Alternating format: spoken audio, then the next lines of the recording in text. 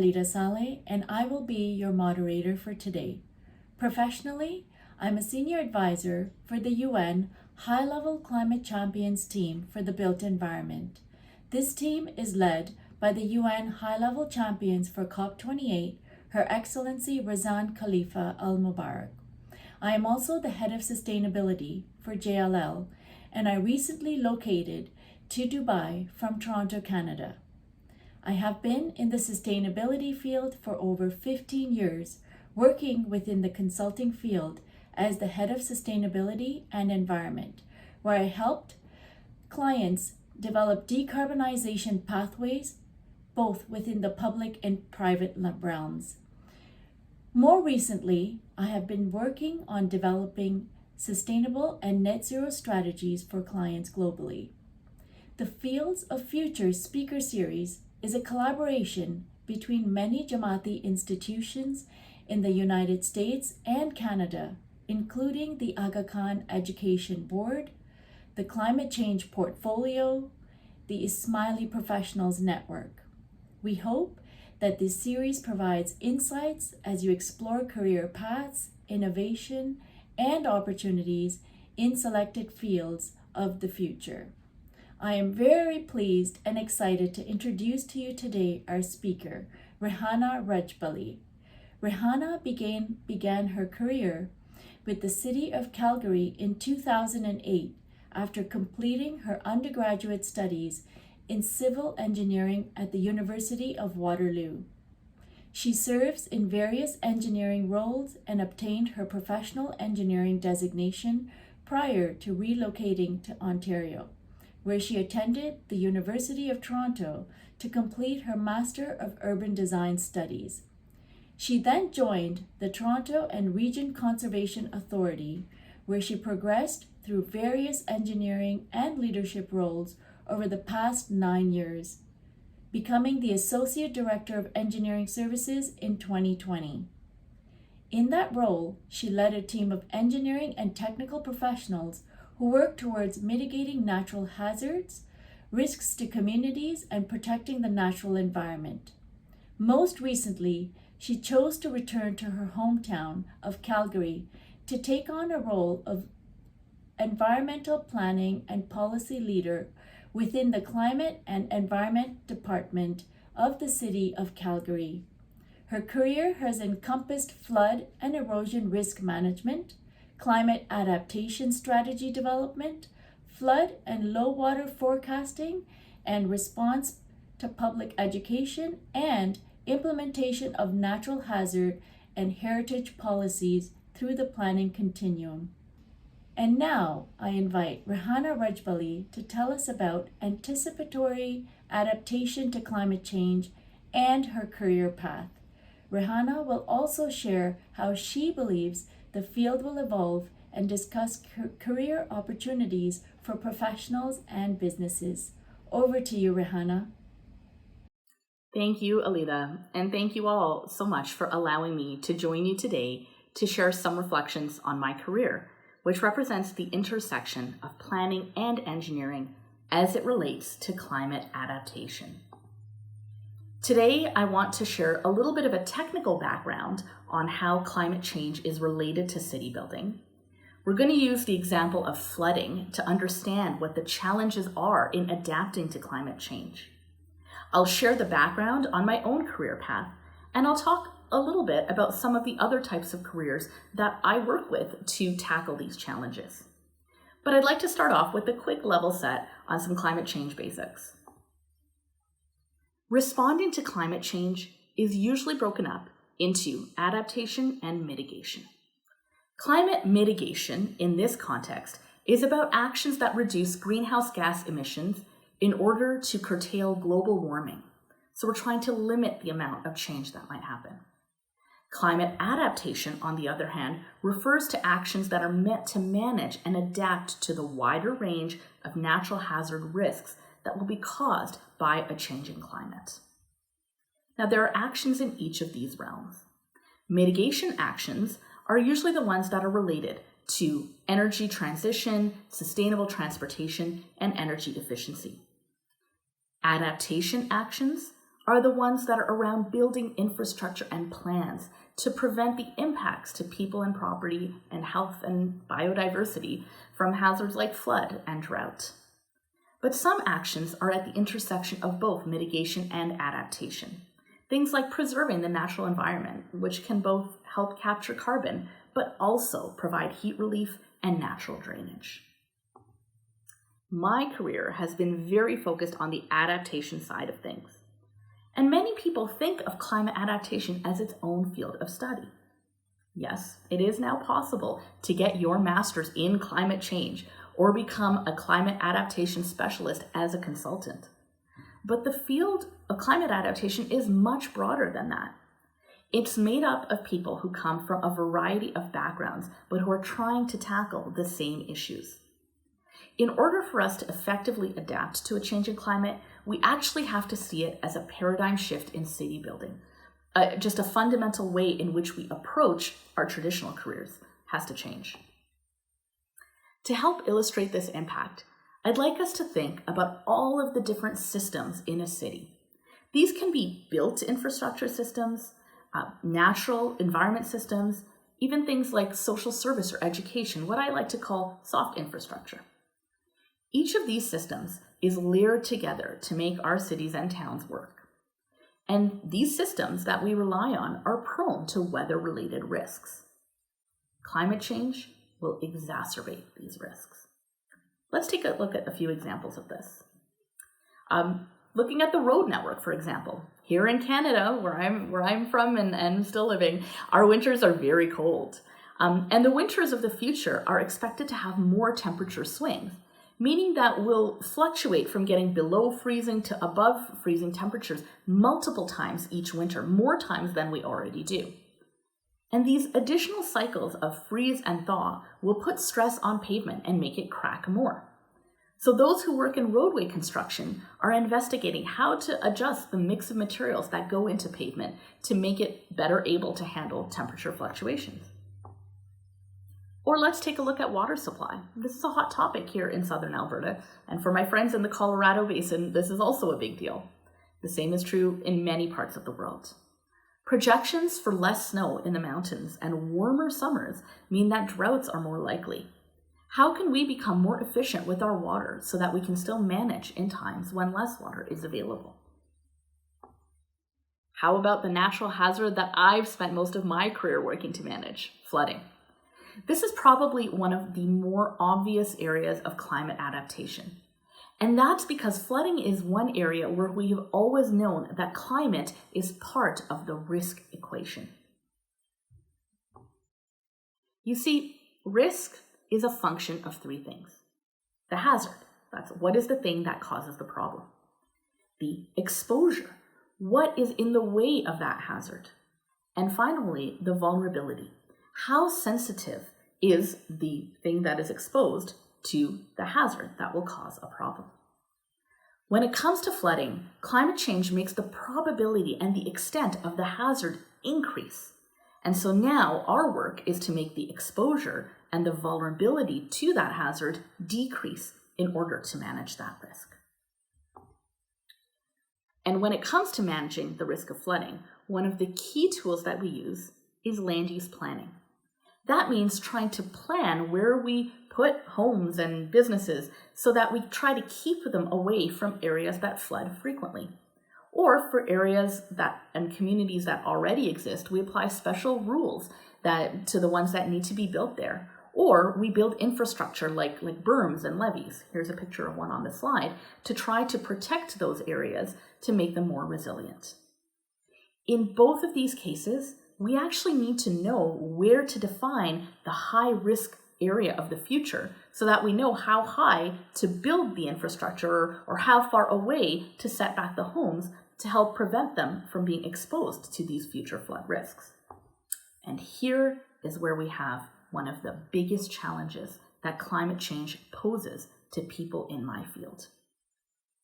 A changing climate challenges a key assumption that we have used to design our infrastructure for decades. This assumption is called climate stationarity, and it is the idea that the weather and climate patterns that we have observed and recorded in the past are representative of what we will see in the future. And this assumption was fair for centuries because our global temperature trend was stable. But with the warming that we have seen with global warming and with climate change, and with that overall warming that we are going to continue to see of the global average temperature, we can no longer assume that the climate or the weather extremes of the past represent the averages or even the outer bounds of the extremes of what we might expect in the future. And this is really perplexing for engineers because we have often used statistical analysis on these historical observations. We've analyzed the past to give us information that we've extrapolated for the future. And we've done that to help inform us where to apply land use planning or how high to build that infrastructure. One of the most common standards and one of the common ways we do this is this idea of the 100-year flood, which is actually a terrible name for it. It should not be called that. It should really be called the 1% flood, because that's what it represents. It represents the magnitude of a flood that has a 1% chance of happening any year. But that doesn't mean that once it comes, it won't come back for 100 years. It has a 1% chance of happening every year. So for those of you who like to play games of dice, Monopoly, let's say, although unlikely, it is absolutely possible to keep rolling 12s, several times in a row. The same way, the 1% flood, it's not, likely that it'll keep happening several years in a row, but it's entirely possible. So coming back to the issue of stationarity, the problem for flood management is the statistical analysis that gives us that 1% storm is based on looking back at historical storms, which we now understand is not necessarily representative of the future. So that leaves us with a lot of uncertainty to deal with. And the amount of uncertainty that we have to deal with is different for different types of flooding. There are some areas where we have a better sense of what is going to happen. Climate change and coastal flooding is more straightforward. A lot of people have seen that photo of the polar bear on his melting iceberg. And maybe that's because we understand these physical processes a lot more easily. Warmer weather means melting ice, and we understand how much of that ice there is, which then means higher average sea levels. So it's possible to say with confidence that coastal communities need to adapt to rising sea levels and more erosion, and along with that, higher tides combined with rising sea levels. When it comes to pluvial flooding, the type of flooding that happens when more rain falls on a city's drainage system than the storm sewer system can handle, the issues are a lot more complex. The state of climate modeling still doesn't have the resolution in space or in time to predict exactly what that 1% storm of the future, 100 years from now is going to look like, or 50 years from now is going to look like. We know that more extremes are to be expected, but we can't pinpoint to exactly what volume of water that's going to be and how that's going to change in the 2030s, the 2050s, the 2080s, and so on. We just know that it's going to get wilder. And river flooding is even trickier. That's because the natural processes that drive river flooding change from river to river. The small and short ones, the rivers that gather rainfall and snowmelt from only a small area, those tend to have the same type of drivers as pluvial flooding. It's about like a single storm. It's about how bad that 1%, storm over the course of a day is going to be in the future. But it's different for bigger rivers that drain a really, really large area, where it's about how much snow is going to fall in the winter that in turn is going to melt in the springtime. And then once it does melt in the springtime, if it all happens at once, that can cause flooding. For example, the Red River that flows through Fargo and then also makes its way to Winnipeg. Part of the predictions for Canada and other areas, other temperate climates, are that more of the winter precipitation will start to fall as rain instead of snow. So that could either be worse if there's a lot of rain on frozen ground in the wintertime, and then that causes some of the ice on the rivers to melt and crack and jam, or it could be better for flooding because there isn't as much total snow left over at the start of spring that will melt all at once. But if there isn't as much snow, that might not be a flood problem, but it could be a problem for drought. And so these things are related, and they're also hard to predict. And this is all to say that one big part of climate adaptation is to learn to design with uncertainty. We as engineers and all the other professions have to start to understand that we may not have concrete answers. And so we might not know what the 100-year flood of the future will look like. But we can still use our statistical analysis to maybe calculate what the 500-year flood of today is, or the 0.02% flood is of today. Building our infrastructure just a little bit higher might be worth the cost to make it more resilient. But we have to understand that design alone isn't the solution, because to design something to the really, really unlikely, flood that we think is really unlikely to happen even in a future climate is not necessarily the best use of funding. And so we can't always over-design. We have to think about resilient design, which means more than just design. It means developing a system that considers all of the different integrated perspectives of emergency management. And so we use many different tools through the full spectrum of any kind of natural hazard emergency management. Let's think of some examples. From a prevention and mitigation perspective, we would use land use planning and flood protection infrastructure to try to prevent the exposure to that risk in the first place. So designing, berms and levees, and again, trying to keep people away from the hazard area. But what about communities that are already built that exist in these areas? There we can also layer that on with emergency planning and marketing campaigns to encourage personal preparedness. When it comes to actually responding to a flood, we can develop flood forecasting and warning systems that rely on cutting-edge technology and work with first responders to help manage a flood where and when it happens. And even once it's over, we can make sure that we're collecting data and running that cost-benefit analysis after the fact so that we can apply our lessons learned and so that we can learn to do it better the next time around. So that's what it looks like from a zoomed-out approach. But let's talk through an example from a more zoomed-in approach. And remember that you don't necessarily have to be an engineer to think about it. So let's use an example of a library. If you are the funder of the library, you might want to think about the risk assessment for the site. Make sure it's either far away or high enough to be out of the floodplain. Maybe you're a librarian who's going to work in this facility. You might want to think about the role of this cultural hub in creating a culture of emergency preparedness for the community that you serve.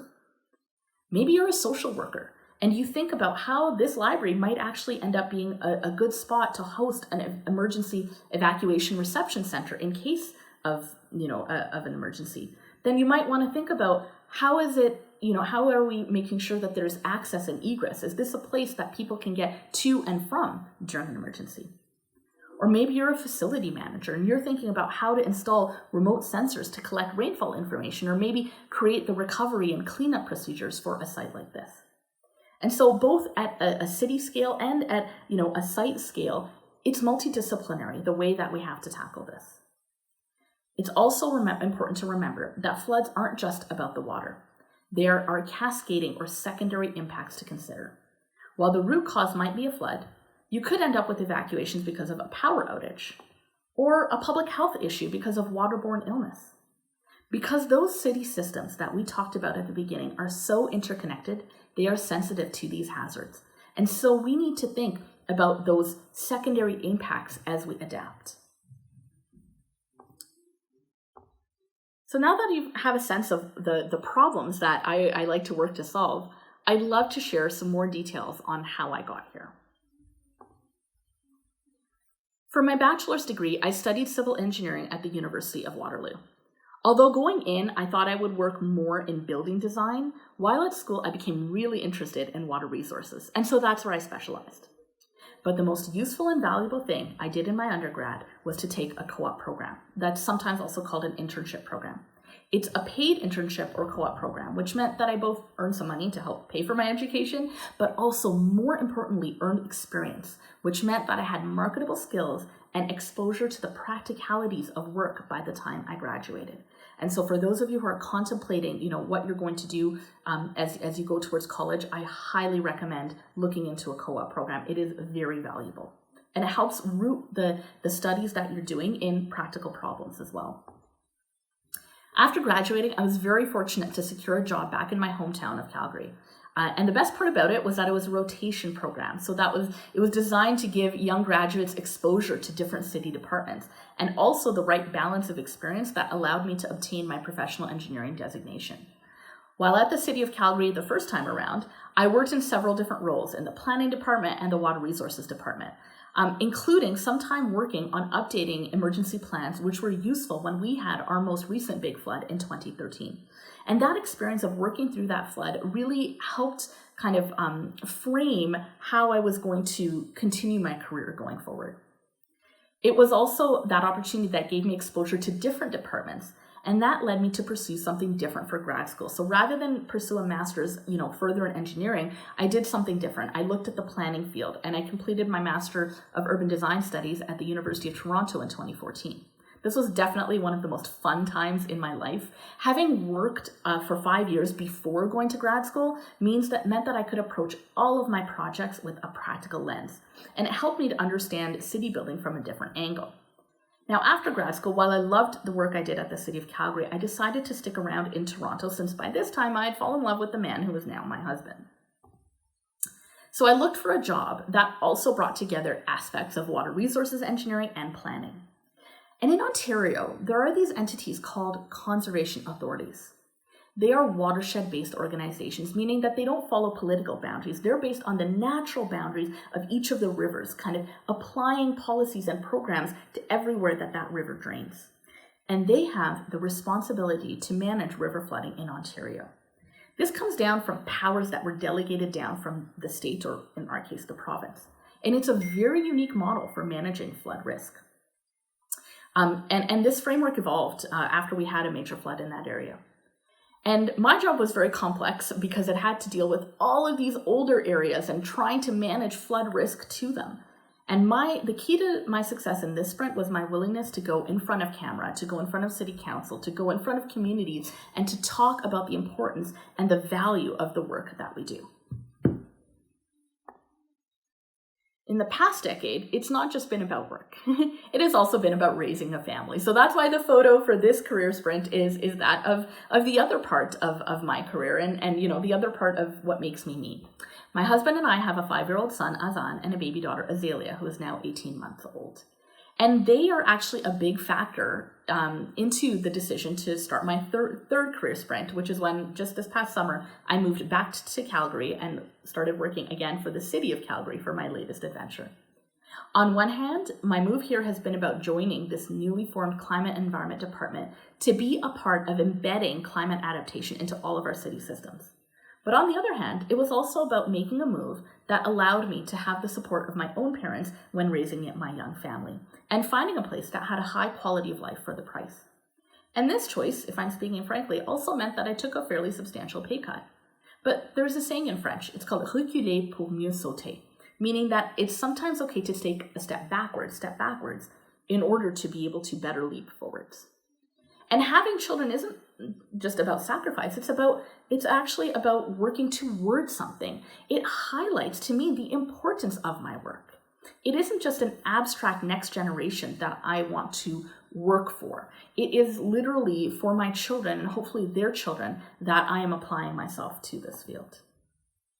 So here is my career timeline in a summary. And if you do the math, you can see that I am about 15 years into my working life, which means that I still consider myself mid-career. I'm very excited about being back at the City of Calgary, but because there is enough variety in all of those different city systems that I talked about that I could conceivably spend another 15 years in the same organization, but with the opportunity to grow in different roles. And those city systems are not just ones that are operated by a municipal government. I really want to emphasize that although my background is engineering, climate adaptation is not just for engineers. Look at all of these examples related to those city systems and adapting those city systems to a changing climate, whether it's being a constructor, an entrepreneur, an ecologist, a microbiologist working in water treatment. All of these are related. And I'm going to highlight 4 areas based on real people that I've met and worked with. So let's take a look at this photo from this year's Earth Day event at the Ismaili Center in Toronto in April of this year. It was focused on climate change. Beside me on one side is Ussel, who is also an author. On the other side is Samantha, who is a physician. And holding the mic here is John. He's an entrepreneur, or maybe you could say a farmtrepreneur, since he was there to talk about his venture in vertical farming. Controlled agriculture is an emerging area that intersects food security, agricultural adaptation, and energy efficiency. Let's take a look at another example. Here's one where I spoke at the Toronto Real Estate Board. Sure, the three of us in the middle might be public servants, but over here is Glenn, and he works at a think tank that is funded by insurance to try to make sure that we're actually reducing the financial loss of catastrophes. And over here is Chris. Chris is a disruptor in the field who comes in from a real estate background.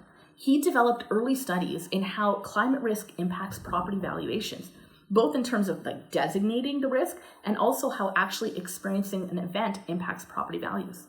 He also has niche clients who are interested in making sure that one of their biggest investments, their homes and their real estate, are in areas that are resilient to climate, as well as incorporate measures of climate efficiency from a mitigation side of things.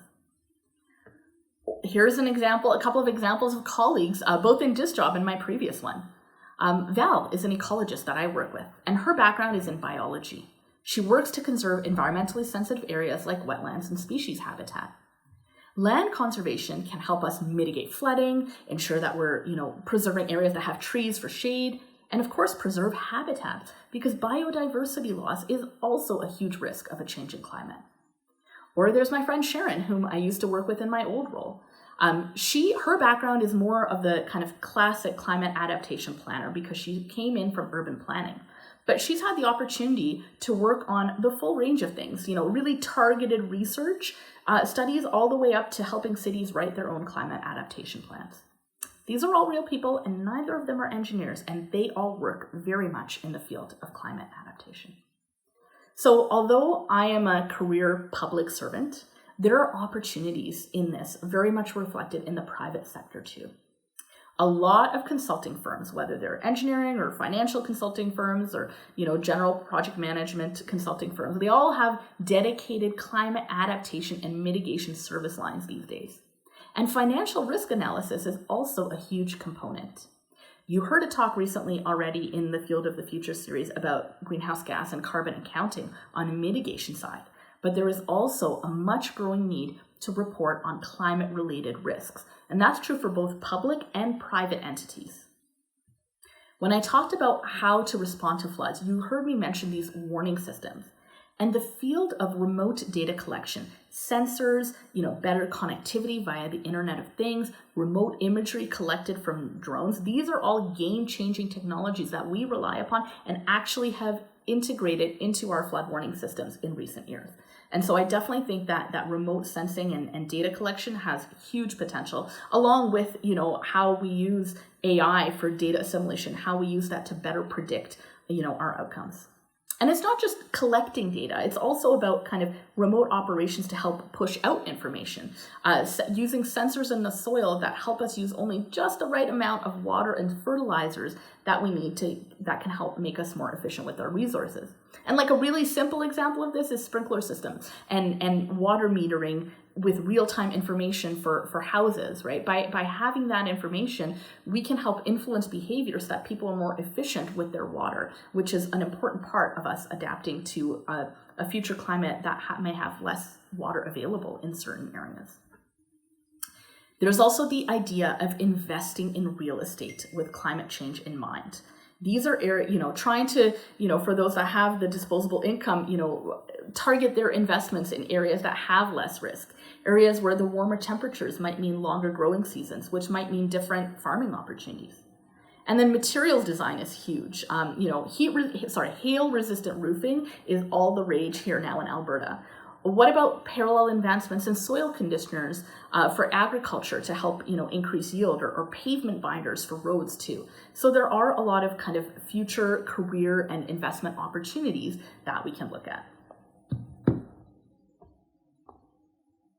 So kind of a few areas before I leave off with what I love about this field of the future, kind of some advice. This is a long slide, but I wanted it all to be there so that you can take it away with you.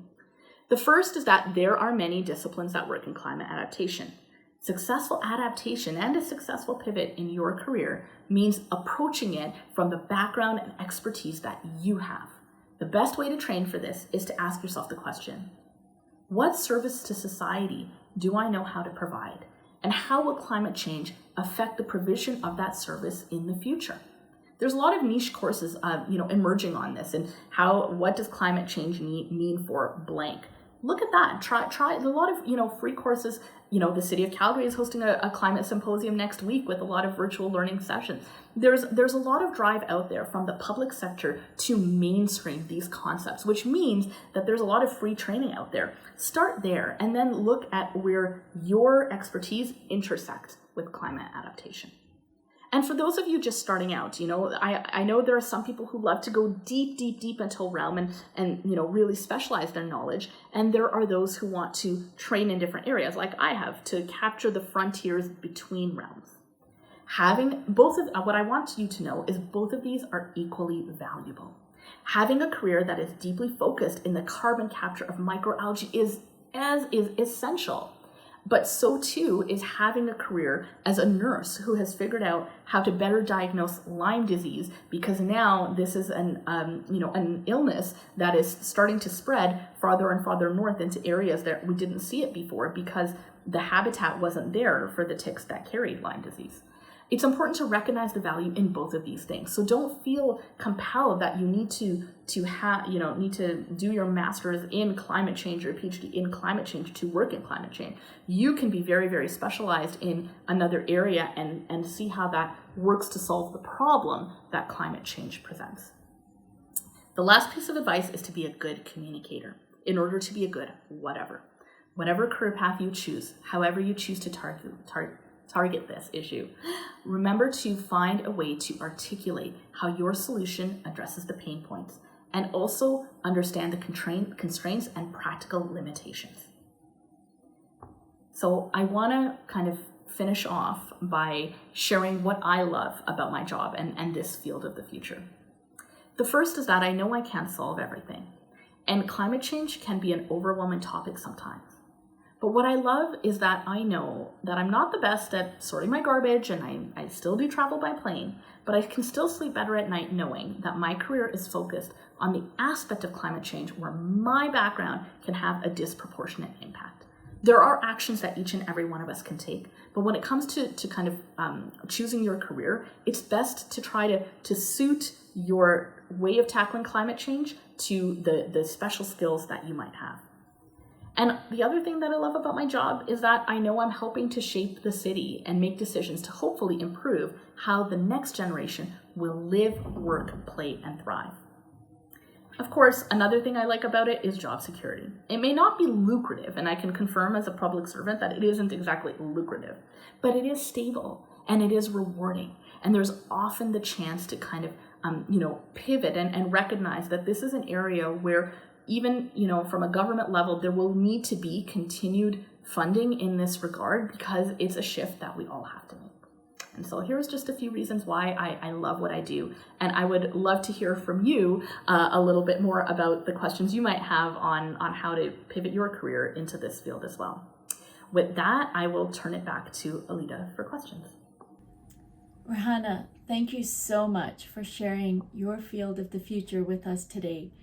We genuinely enjoyed hearing about the breadth of this field, its connection to environmental issues and climate change, and most importantly, career opportunities. So Rehana, climate change just seems to be getting more serious and serious around the world. And that, building resilience and adaptation technologies and strategies is increasingly becoming really a high priorities for cities, as you've discussed already. So what strategies would you recommend for those who are already feeling the impacts of climate change? People are starting to see severe impacts, either it's from flood or sandstorms. What can they do in order to help adapt sort of their strategies to make sure that, as the impacts get severe, that they can minimize health impacts also due to these types of changes? Great question, Alida. I think when we come back to that idea, and I'll see if I can dig around the slide, but when we look at, a systems level approach to adaptation, those different interventions actually have different funding requirements, right? So I think a good way to look at it is to tackle it first with the lower hanging fruit, moving towards the ones that require great investment. So something like land use planning. Land use planning, when you can do it to start off, is cheap, right? So the first thing you can do is, if you're in a situation, and this is a luxury that not all areas of the world will have, right? The idea of saying, well, let's just limit our growth to areas that aren't at high risk, right? But when you do have a chance to do it, I really want to emphasize that it is a lot cheaper to plan to be out of the hazard area first than it is to try to build something retroactively to then protect you from the hazard. So I always try to emphasize land use planning. Infrastructure solutions are expensive, and we recognize those. And I think, for that, we have to continue to kind of advocate for these infrastructure solutions. But in order for them to meet the cost benefit threshold, you have to design infrastructure solutions that are multifunctional. Okay, do you see this photo right here where my cursor is? That is Corktown Common. Believe it or not, that is a flood protection berm. And if you were at the playground on it, you would have no idea that you were playing on flood protection. Part of what makes it possible to build something like this and for it to meet that cost-benefit analysis is to make it multifunctional. So not only is this flood protection landform, that is its main function, but also it is a cherished public park here in Toronto. It's got the best splash pad I don't even live in Toronto anymore, but there in Toronto. It's got one of the best splash pads in the city. It's got a beautiful nature-integrated playground. It's got sloping ground that's used as an amphitheater. One of the best ways to tackle that challenge is to make it multifunctional. We don't have enough funding to make flood protection alone. We have to make sure it's tackling multiple pieces in order for it to be effective. So that's my piece on infrastructure. The other thing about low-hanging fruit is to try to look at things that don't require a capital investment. So preparedness and response are excellent ideas that don't require the same amount of investment. And while they may not be able to protect property, they make a huge difference when it comes to saving lives. And so this is building in education and building in a culture of climate adaptation, teaching people to understand, what the risk factors are for flooding and try to make sure that they have plans to evacuate the area if a flood is coming.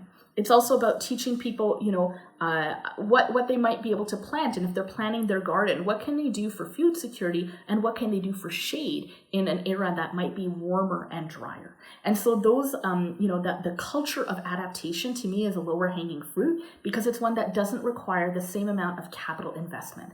And so as we're recognizing that things are going to get more severe, you also don't need to know exactly how severe it's going to get, but you can embed this culture of preparedness into all of these areas. Another one is on response, and making response is really, it's really important to have good relationships for response. I think about the floods that actually went through Europe not too long ago. And in those cases, when analyzing that, the ones that went through Germany and the Netherlands, and you look at that and you realize that sometimes, you might have all the technology to be able to predict something, but if those relationships aren't there to go from the technical agencies to the people who are boots on the ground response, that response isn't effective.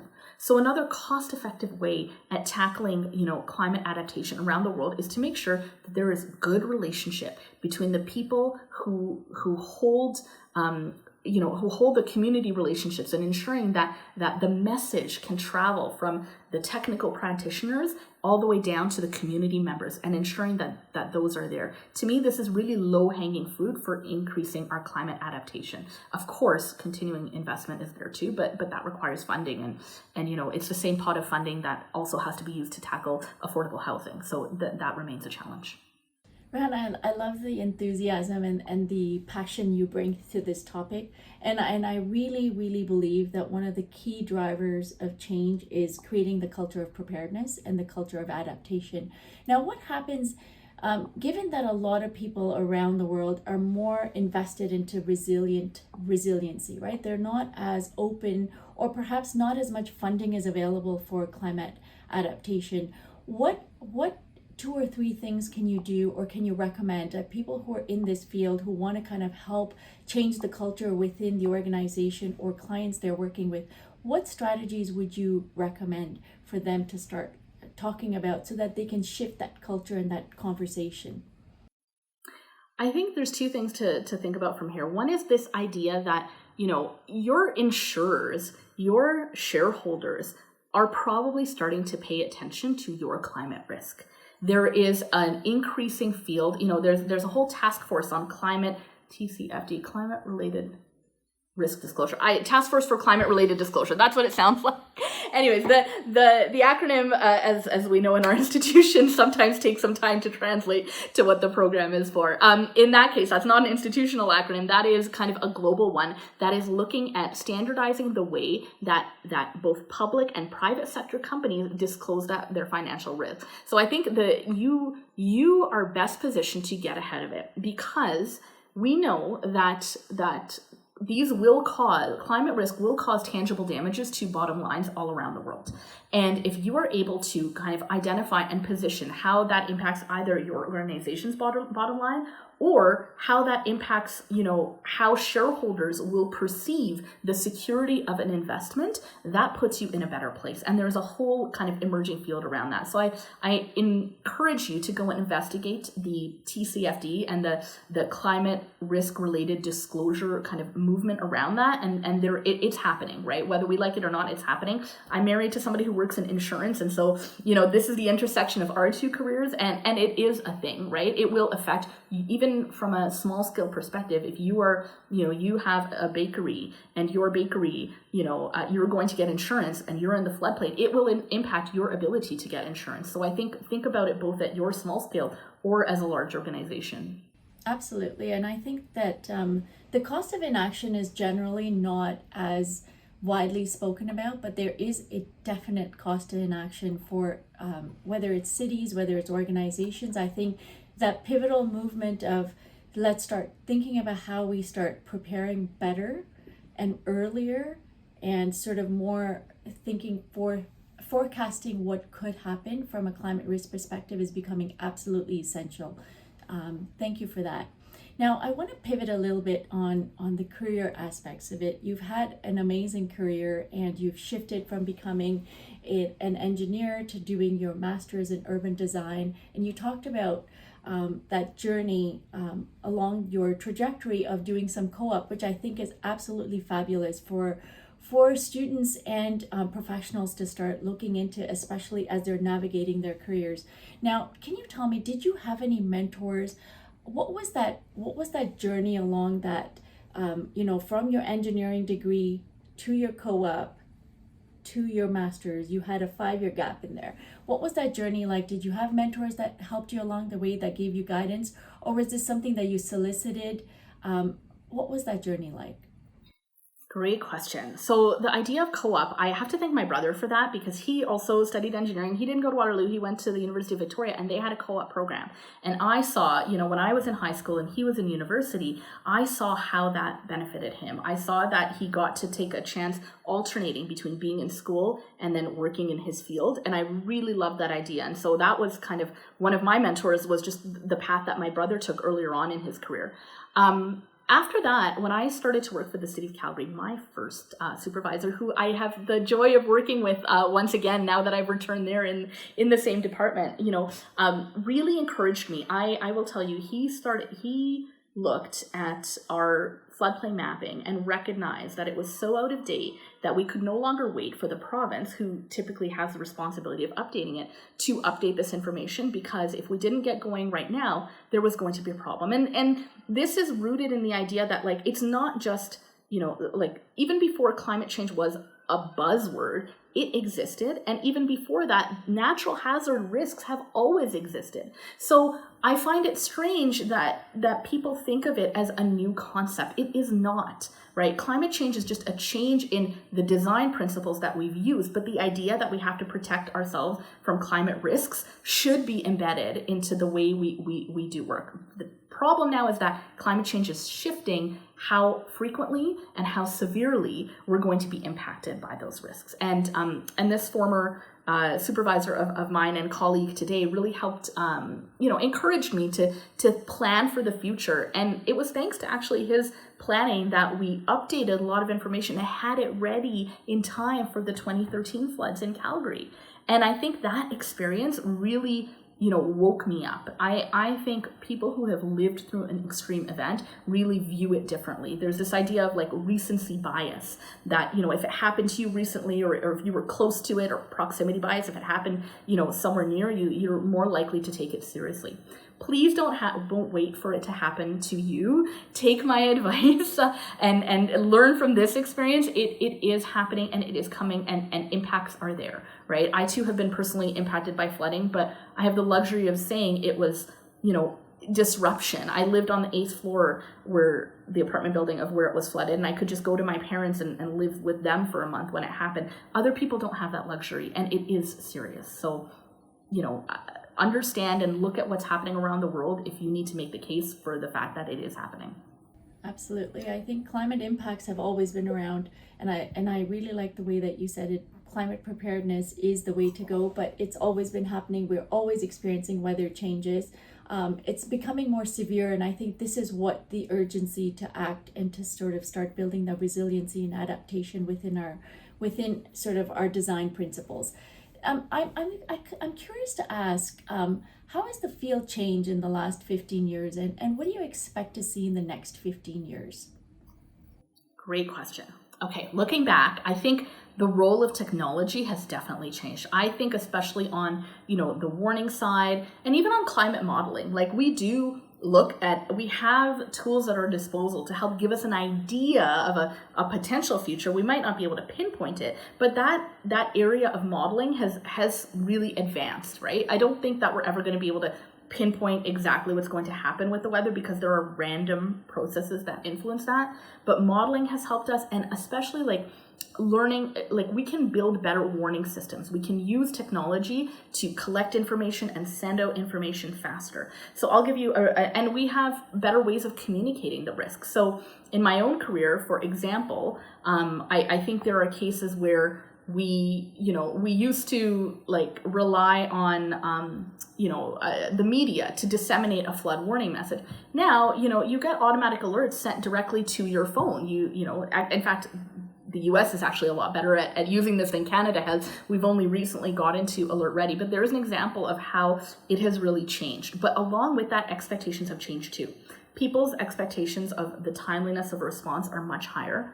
And also, we're all interconnected. We see what's happening somewhere else. And as a result of that, there is an expectation to say, well, what are we doing to make sure that we're not in the same situation here, right? I think about when Hurricane Harvey was in Texas, right? And all of the like we use every example like that. It might be happening somewhere else, but we're using that to say, okay, what went well, what didn't, what could we do differently? How would we manage that if that happened, here in the area that we work and live in? So learning by example, and the interconnectedness of media, seeing exactly how it plays out somewhere else, has increased our availability of resources, but also increased expectations. Yeah, and I think technology is evolving so quickly that it's really helping us kind of anticipate what future progress could look like, and anticipated risk assessments.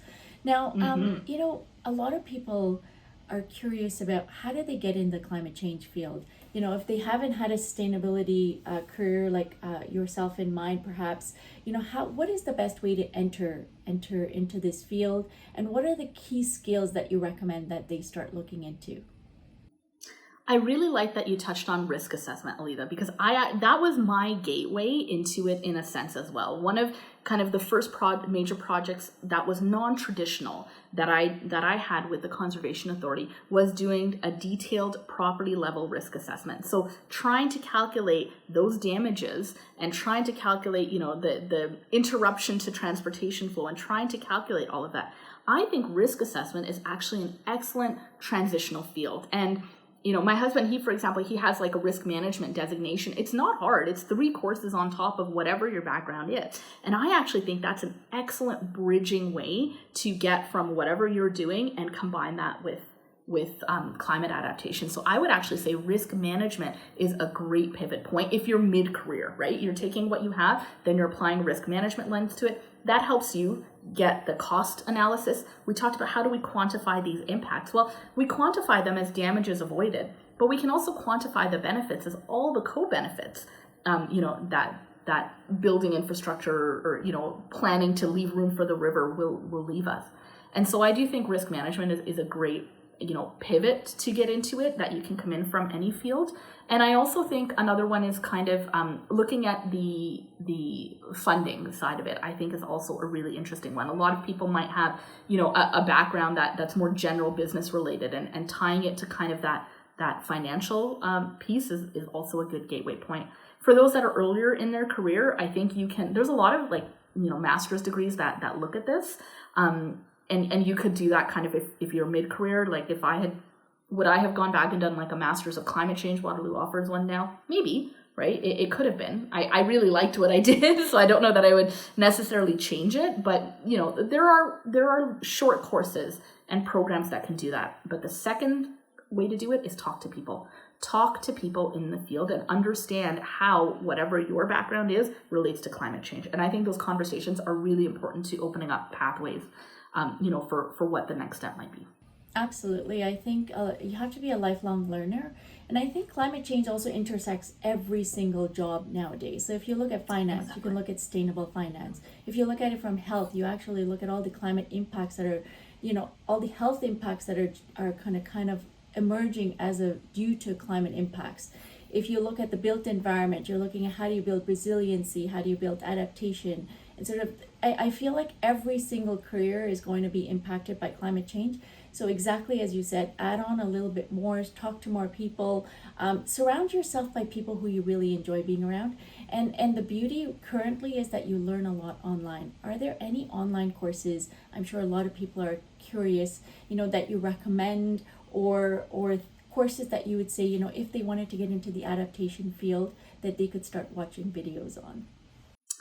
What I find the most useful is if you're part of any kind of profession, chances are someone has already done the work. And if they haven't, this is what you do first, is find the course from your profession that bridges to it. I guarantee it's out there, right? So I just went to one which is like climate adaptation for urban planners, and it already exists out there. And I would say a great way to, again, look at how it intersects with the skill set you already have is to go through your professional association. I have every single one I have come across has one. And if it doesn't, you should start by creating it for your professional association. I think if we do our job right, there shouldn't be a distinct climate and environment business unit. It should be mainstreamed and integrated into the way we do all of our own businesses. So I work in my job hoping that my job doesn't exist in its own department. Right now, if you think about kind of like the mainstreaming of an idea, it starts off kind of as like a niche. And right now you'll see consulting companies have like this niche line of business, right?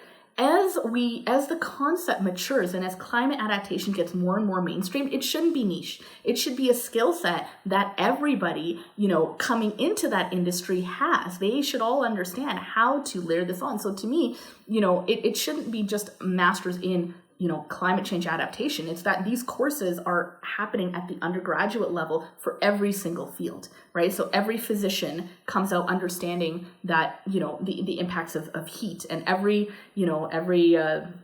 real estate agent comes in understanding, the impact of climate change on home valuation. So I think ideally it's not its own field in 15 years. If we've done it right, it's a part of each of our fields and embedded and integrated into there.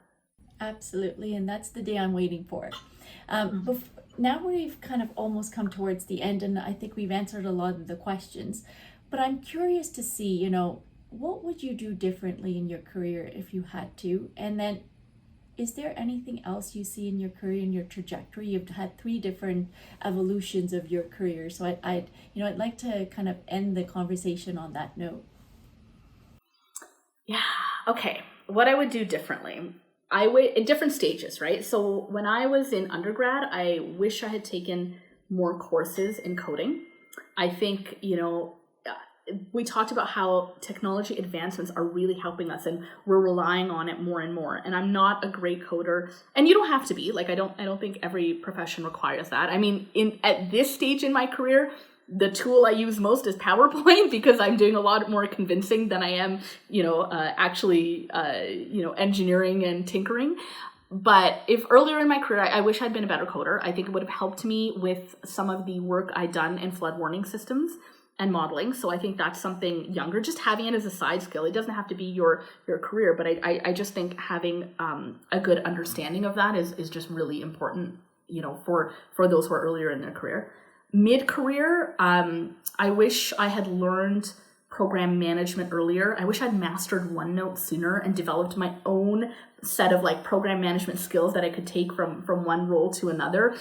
You get there eventually, but I just wish I'd done that sooner. I think it would have made some of my other transitions easier to have that. Yeah, I wish I'd mastered OneNote sooner. And now looking ahead, what's next? I don't know. I think I'm early in my career sprint. I have a young family that really does influence, how I'm balancing work and life right now.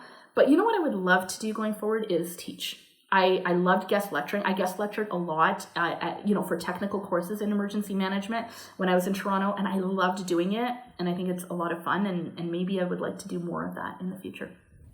That's amazing. There was a question on emergency management. So I would be curious to ask you, what do you think of that field, and how do people kind of understand how to get into that field and integrate that into their core work that they do? Because emergency management, although it's a field of its own, it actually can be very lucrative to add it into any one of your professions that you're in.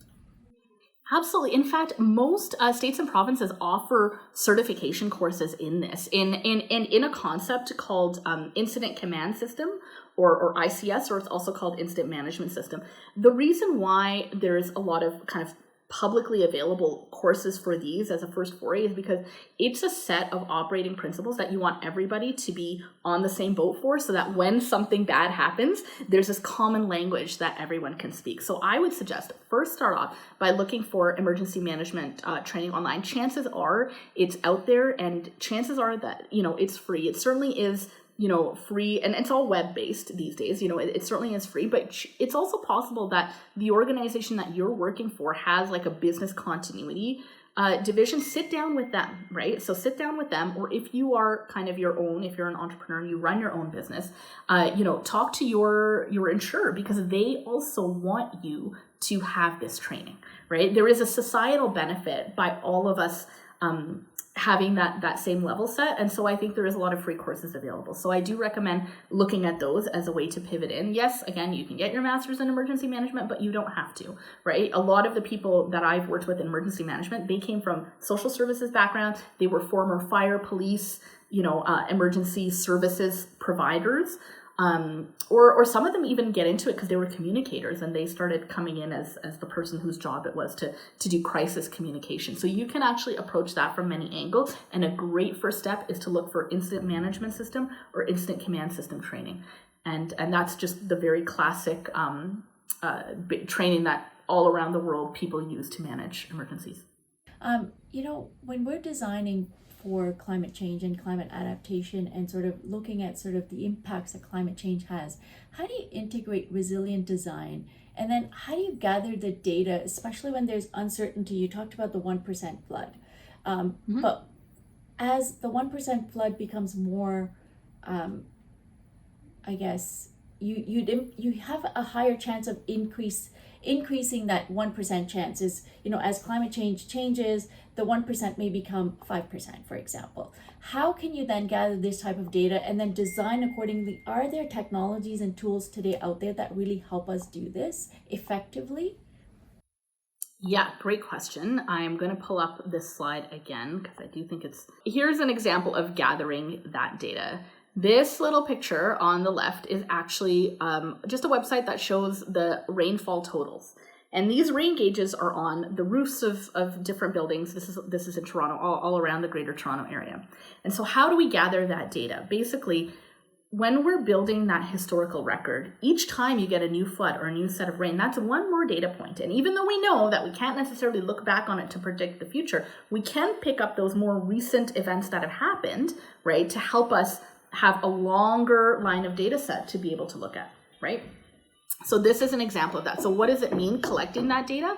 It means you're actually installing sensors and things like that to pick that up. And here's an example. They're literally like sensors that go on a roof that measure the amount of rain that falls. Another example of gathering the data is flying drones over rivers that are inundated, and now you can actually see how wide, it's flooded. Are there flow paths for that river that we didn't consider before? And gathering that data by getting drone imagery helps us solve that. And then when we have that information, we can run our models to try to say, okay, well, now if it actually floods this far out, what if we go 10%, even more than that, right? So this is an example of how we do that.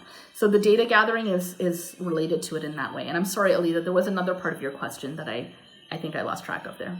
I was just asking about the fact that, as we're designing for this uncertainty, when you have that uncertainty, how do you approach it? But I think you have really addressed it. How do you integrate resilient design into the planning practice? And I think it's just about thinking about the different uses, right? I think to me, resilient design is the idea that you have to make it work for more than one thing. And resilient design is not just like raise it this high. It's raise it this high, and you have to put these layers of protection on top of it, right? So you can't just rely on design. We have design, and we have a good emergency plan for the time that we get something worse than what we planned for. There's always a possibility of something we don't plan for, right? We'll never design to everything. There's always something that's a combination of factors that you didn't plan for. And those make great disaster movies. Love it. Before now, we're coming now where I'd say I have one last question for you. Is there one memorable moment in your career that you can say, when you look back and you think about it, that really played a key role in getting you to where you are today? Yeah, I think I'm gonna pick two of them. One of them was the flood, the 2013 floods, and I was still young in my career at that point. In fact, I was not even working for the river engineering team anymore in Calgary. Like, seeing the 2013 floods happen and seeing, the work that my supervisor had kind of put into place at that time, and even being able to contribute. And I delayed my departure. I was supposed to leave and go to grad school, but I was like, no, the real flood is here. I'm back to help, and kind of being able to work in the Emergency Operations Center. That was, the technical sub-team, the Water Emergency Operations Center. That was really special. And then the other time, I would say, was at a time that I was at a conference talking about how we have to do a better job of flood risk assessment. And that project really kind of, everyone came together at that one conference. And it was the same conference where we talked about looking at how to disseminate, flood warnings through your phone and things like that. And so I just feel like that was like a really pivotal moment in my career, where I realized that, like, other people, this was a new field in Ontario, and it gave me a chance to kind of redo how we do risk assessment in Ontario, and a lot of other agencies replicated that methodology, and it felt really good. And it was because I just kind of took a deep dive and did a lot of reading and read about how other areas did that, and tried to bring it over to a new jurisdiction. And that was fun. I think it was a really challenging project, but I was midway through, and I realized that the reason it's challenging is because there's no recipe, or our recipe is outdated for how to do that, and writing the new recipe is hard. So I would say that there is no growth. I've heard this once, and every time, I feel stuck, I remember this. There is no growth in the comfort zone, and there is no comfort in the growth zone. And that was advice given to me that I would definitely share for everyone here today. On that note, I think we're out of time now for more questions, and amazing advice that you've given us. Thank you so much for joining us today, Rehana. Thank you all for joining us today, and have a wonderful day.